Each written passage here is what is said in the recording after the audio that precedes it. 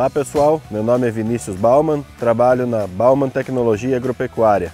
Hoje falaremos das segadeiras da linha ActiveMall, que começam com 2 metros a 3,20 metros de largura de trabalho.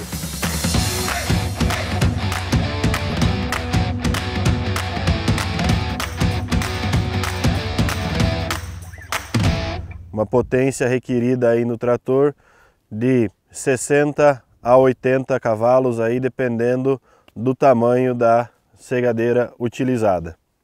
Segadeiras são utilizadas para corte de capim, gramínea, forragens, sendo este o modelo mais indicado para o uso em capins tropicais. As informações contidas nesse vídeo são simplesmente para instrução, não substituem as informações contidas no manual de operação. Sempre que trabalhando com equipamentos, pessoal, se atentem às normas de segurança. Então, segurança sempre em primeiro lugar. A linha ActiveMall, pessoal, por ser uma segadeira de terceiro ponto, então, como um dos pré-requisitos básicos do trator, precisamos do sistema de braços hidráulicos e terceiro ponto. Como mencionado anteriormente, faixa de potência requerida entre 60 a 80 cavalos, dependendo do modelo. Além dos braços hidráulicos e do terceiro ponto, necessitamos também de um engate hidráulico, um comando hidráulico, obrigatoriamente com a opção de flutuação. O que seria a opção de flutuação? A posição no meu trator onde eu deixo livre o fluxo de óleo entre o equipamento e o trator.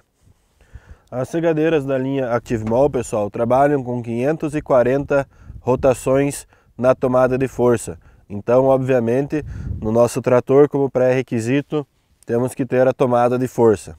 Sobre a transmissão da máquina, pessoal, então temos o cardan primário. Lembrando que nesse modelo de máquina, a embreagem de sobrecarga, a embreagem de fricção de sobrecarga está localizada já logo no cardan primário. Por isso é dada a importância de utilizar sempre o cardan original do equipamento. Essa embreagem ela tem um torque específico, então procurar sempre utilizar o cardan original do equipamento. Depois do cardan primário, a transmissão segue para uma caixa de transferência 90 graus, por dentro do chassi da máquina um eixo a uma junta, e dessa junta a caixa-torre, que por sua vez transmite a potência para a barra de corte. Pessoal, as barras de corte utilizadas na linha ActiveMall são barras totalmente soldadas, robustas e livre de troca de óleo, livre de manutenção.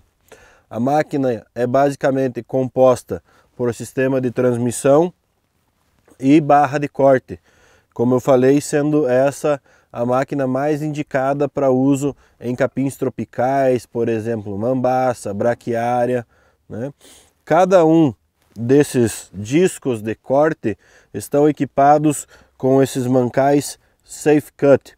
Esses mancais, eles previnem danos da transmissão ao chocar-se contra corpos estranhos na lavoura. As facas, pessoal, temos dois modelos de faca, sendo faca direita e faca esquerda. A tendência é sempre cortar o material com a parte mais baixa, fazendo com que a faca já levante o material, certo? Então as facas, elas se diferem entre direita e esquerda, né, indicadas por essa seta na parte de baixo, e se diferem pelo ângulo de dobra diferente. Sempre que eu for trocar a faca ou substituir, eu devo fazer isso aos pares, a fim de não desbalancear os discos de corte. As facas, elas possuem dois lados de corte, então se eu tenho desgaste de um lado, eu posso estar invertendo a faca e utilizando então o outro lado de corte, sempre atentando quanto ao sentido de rotação. O sentido de rotação, pessoal, é muito importante. Como é que eu faço para descobrir o sentido de rotação na minha mesa para não ter erro nenhum ao colocar essas facas. Sempre que eu girar a mesa, os pratos, os discos, os tambores das pontas devem estar virando para dentro. E aí eu consigo perceber corretamente o sentido de giro de cada um dos discos. Para que eu realize a troca de facas na máquina, vem junto com a minha máquina uma chave como esta, utilizada para a troca de faca. Como que eu utilizo essa chave?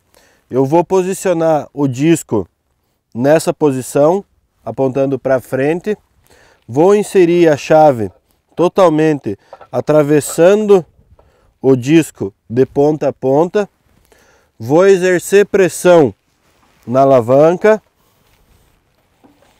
e assim facilmente eu removo a faca.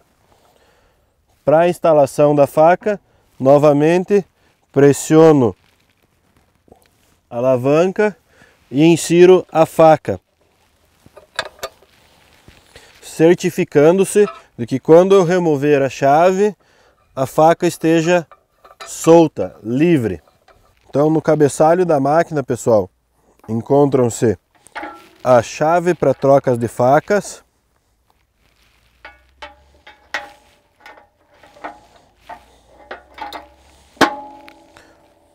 o lugar para guardar o manual de operação da máquina, tendo em vista que todas as informações importantes do equipamento estão no manual, então é importante ter ele junto com o equipamento, bem como uma gaveta para guardar facas sobressalentes, uma chave do Safe Cut e pinos fusíveis também utilizados no Safe Cut. Então, qual seria a maneira correta de acoplar o meu equipamento ao trator? Bom, primeiro, se eu estou acoplando minha máquina pela primeira vez ao trator, devemos nos atentar quanto ao comprimento do cardan. Se necessário, efetuar o corte e o ajuste do comprimento do cardan. Segundo, com relação aos braços do hidráulico, certificar que eles estão paralelos, os dois na mesma altura, certo?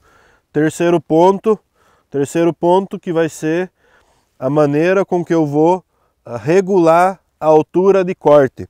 Quanto mais curto o terceiro ponto, maior a inclinação da mesa no sentido contra o solo, então menor a altura de corte. Quanto mais comprido o terceiro ponto, mais a mesa vai ficar inclinada para trás e maior será a altura de corte. A altura de corte teórica da nossa máquina está entre 2 a 8 centímetros. Para que eu tenha uma altura de corte mais alta, eu posso utilizar um opcional. Com a utilização desse opcional, eu aumento minha altura de corte de 8 até 14 centímetros de corte. E com a utilização de um segundo opcional, posso ter cortes mais altos do que 15 centímetros. A quantidade dessas sapatas que são instaladas na parte inferior da barra de corte varia conforme o modelo. Então a quantidade e a posição variam conforme o modelo. Para mais informações, consulte o manual de operador. Então, qual seria a altura ideal dos braços de hidráulico? Para descobrir a posição ideal, eu preciso da minha máquina em posição de trabalho, sistema hidráulico, comando hidráulico em posição de flutuação, e aí erguendo ou abaixando os braços hidráulicos, eu vou fazer com que o pino dessa barra esteja na direção de uma seta indicada aqui no cabeçalho. A flutuação da nossa segadeira, ou seja, a conformação ao relevo, ela é executada por essas duas molas, no caso da segadeira R240.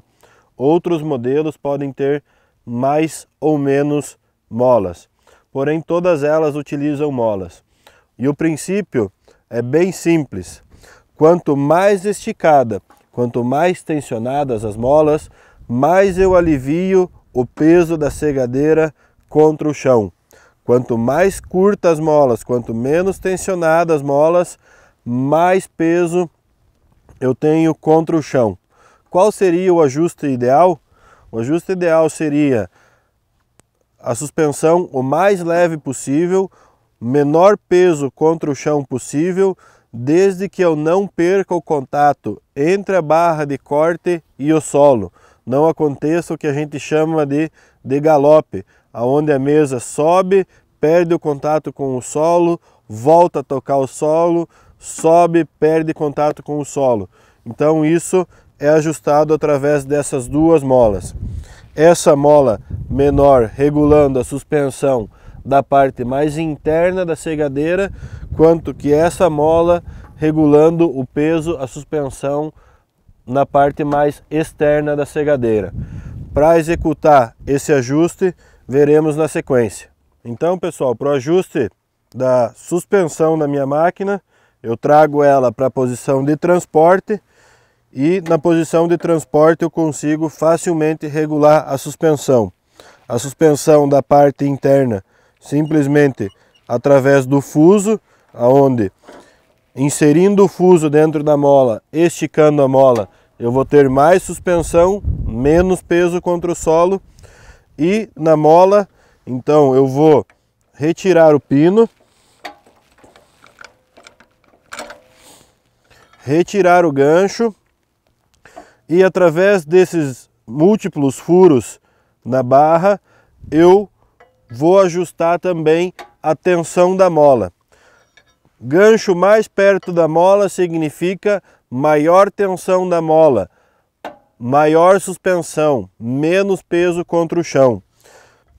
Cada furo mais para o lado externo, menos tensão na mola, mais peso contra o chão. Tá? Lembrando que se eu for desengatar o meu equipamento, devo fazer isso colocando o gancho de pé. Aí fica fácil de desacoplar a máquina do trator. Então, pessoal, mais uma característica, mais um componente da nossa máquina seria essa corda, né? Ela é utilizada para o controle dessa chapa na parte inferior aqui. Essa chapa aqui que permite a gente alternar entre posição de manobra e posição de transporte. Lembrando que para transporte, quando a máquina está em posição de transporte atrás do trator, é importante que a gente feche esse registro, a fim de evitar qualquer acidente durante o transporte da máquina. A atuação dessa corda e a maneira com que essa chapa funciona, vamos mostrar a seguir. Então, alternando da posição de transporte para a posição de manobra, necessário abrir o registro e ativar o comando do trator.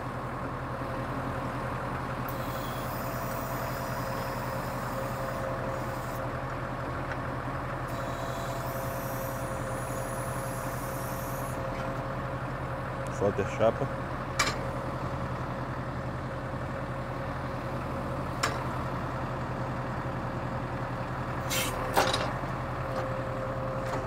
Aí percebemos a função da chapa trazendo a máquina na posição de manobra. Da posição de manobra para a posição de trabalho.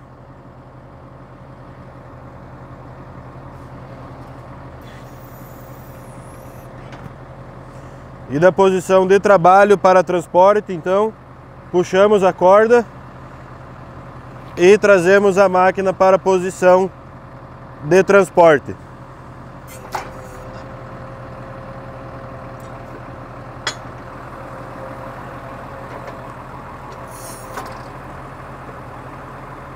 Com relação às manutenções periódicas da nossa máquina, começamos com os pontos de lubrificação.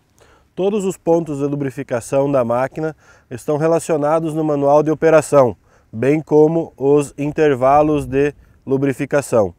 Além dos pontos de lubrificação, ainda temos as trocas de óleos da caixa de transmissão, que no caso seria a caixa 90 graus, o tipo do óleo e o intervalo de troca também consta no manual de operação do equipamento. E além da troca de óleo desta caixa, temos que acompanhar o nível de óleo da barra de corte. Mostraremos a seguir como isso pode ser feito.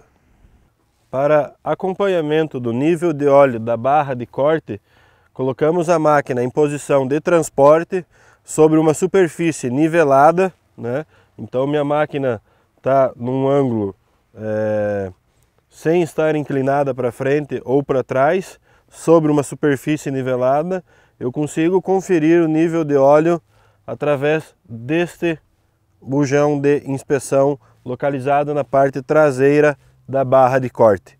Quando o equipamento permanece por um período de tempo sem trabalhar, o que pode acontecer é que umidade, água, chuva pode enferrujar a nossa embreagem de fricção que protege o equipamento contra sobrecargas. Então, ao invés da embreagem entrar em ação quando eu tenho uma sobrecarga, ela não vai agir e possivelmente eu vou ter um dano à transmissão do equipamento. Então, muito importante fazer a ventilação dessa embreagem, que no caso do modelo ActiveMall está localizado no cardan primário, na entrada da caixa de 90 graus. De que maneira fazer essa ventilação está totalmente descrito passo a passo no manual de operação do equipamento.